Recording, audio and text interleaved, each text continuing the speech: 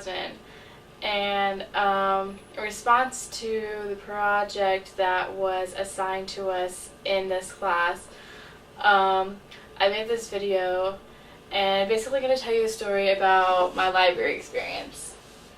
It was in the afternoon of Sunday, and I happened to go to the Outkick in search of the oldest, dustiest geography book I could find. Upon entering the library, I went up to the 5th floor and looked around for the geography section, but I couldn't find it. So I went downstairs to the 4th floor to just go ahead and print off some stuff from some other classes. And while I was at it, I went ahead and looked at the library database so I could have a clue as to where the geography section was. Upon looking at the library website, I couldn't find anything in terms of where the geography department was located. So I gave up because I just wanted to get the book and get out quickly. All of a sudden, I was in the lab when I heard a bunch of ruckus going on about a printer issue. I was like, what the heck is going on? Who the heck is breaking the printer? I have crap to print out. And lo and behold, it was my friend Nathan.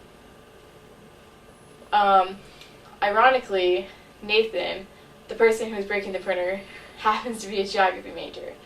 So after helping him fix the printer, I said, hey, can you help me find a geography book for my class? And he said, sure.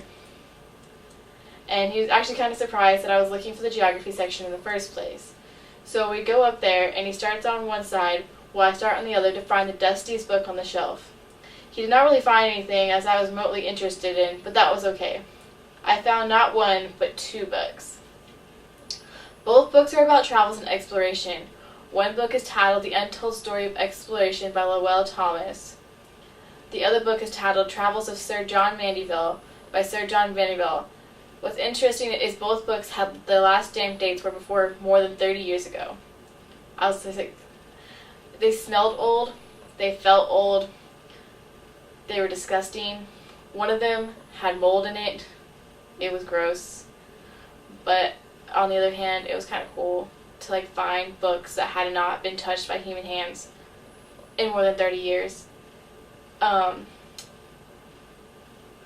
I've renewed books in the library, and if I had time, I would actually love to read them cover to cover, because they basically take in count these 2 men's entire journeys around the world in full, complete detail from a first-person perspective. It's almost like a diary in guide form.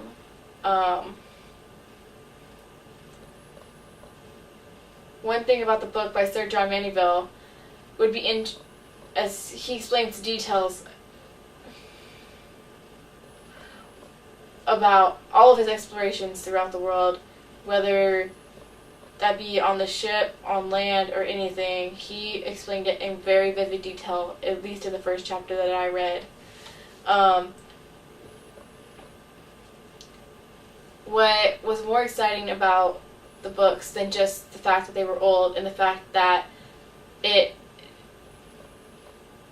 gave a description of their travels was that after I left the library, I decided to go to the Coffee Pot with my friend.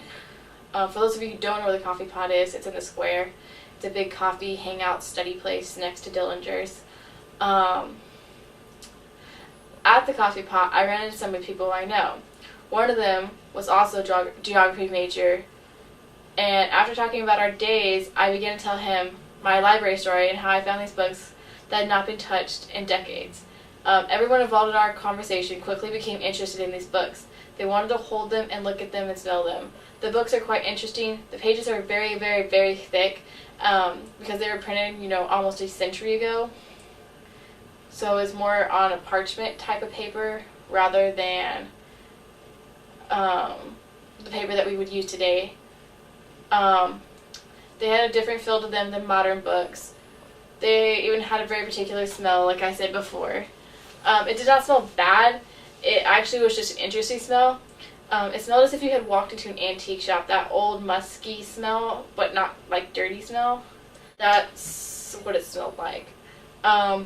Talking about these books was a great conversation starter and got many of us excited about the trips that these authors and these men had written about. On a personal note, reading the parts of these books that I did read makes me want to document all of my own travels around the country and the world.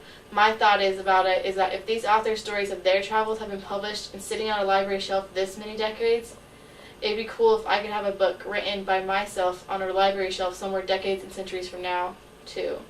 It made me really excited about traveling and increase my desires to travel the world even more than I wanted to travel the world before reading these books. Basically, this assignment was interesting. At first, I didn't really want to do it, but I'm pretty much sure most of us didn't. But overall, I think it was a good experience because I got to see two cool books.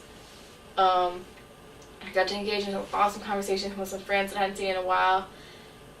And I found out where the geography department is, and even some more interesting things about the library while I was there. But yeah, that's pretty much it.